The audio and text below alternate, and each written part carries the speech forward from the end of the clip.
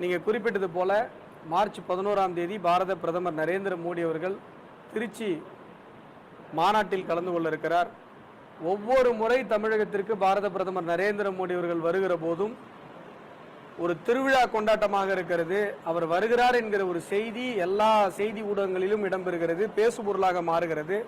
தமிழகத்தில் இருக்கிற பட்டி தொட்டி எங்கும் மக்கள் அதையே பேசிக் கொண்டிருக்கிறார்கள். காரணம் என்ன அப்படின்னு சொன்னா, நரேந்திர மோடி அவர்களை போன்று தமிழுக்கு பெருமை சேர்த்த, தமிழ் பெருமையை உலகெங்கும் கொண்டு சேர்த்த ஒரு பிரதமர் இல்லை.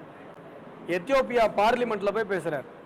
எத்தியோப்பியா பார்லிமெண்ட்ல இங்க இருக்கிற மோனோலித்திக் சர்ச்சஸை போன்று அதைவிட பழமையான கற்கோவில்கள் தமிழகத்தில் இருக்கிறதுன்னு பேசுறார்.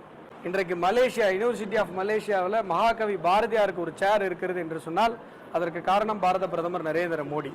தொடர்ந்து தமிழுக்கும், தமிழ் மண்ணுக்கும், தமிழர்களுக்கும் பெருமை சேர்த்து கொண்டிருக்கிற ஒரு பிரதமராக இருக்கிற காரணத்தினால, தமிழ் பெருமையை உலக அளவில் பேசுகிற ஒரு உலக தலைவராக இருக்கிற காரணத்தினால பாரத பிரதமர் நரேந்திர மோடி அவர்கள் எப்ப தமிழகத்துக்கு வந்தாலும் கூட தமிழக மக்கள் அதை கொண்டாடி கொண்டிருக்கிறார்கள்.